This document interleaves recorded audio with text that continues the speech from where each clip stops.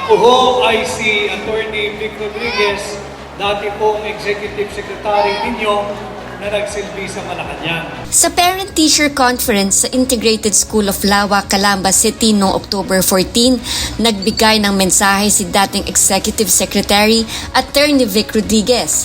Hinimok niya ang mga magulang at guro na magkaisa laban sa korupsyon sa gobyerno. Ang ating national debt ay nasa 15.69 trillion pesos na. Almost 16 trillion pesos. At ito po ay utang.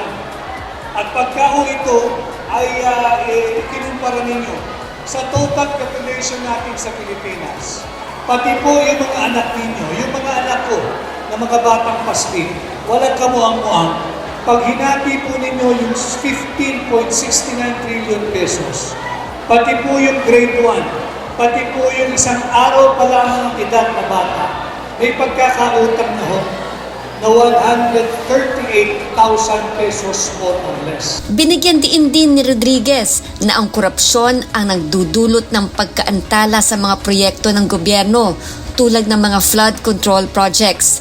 Sa kabila ng malaking pondo para sa mga ito, nananatiling problema ang pagbaha sa Metro Manila. Saan napunta yung 500 billion pesos na inubos sa loob ng 2 taon na di umuling napunta sa flood control programs? Bakit baha pa rin?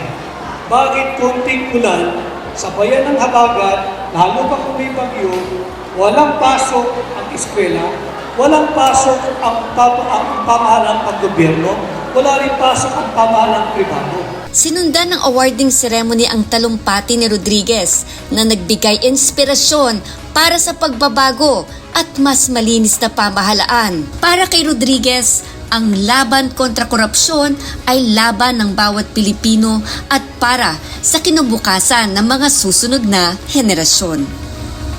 Para sa mga iba pang mga balita, mag-like, share at subscribe lamang sa Saksi Ngayon.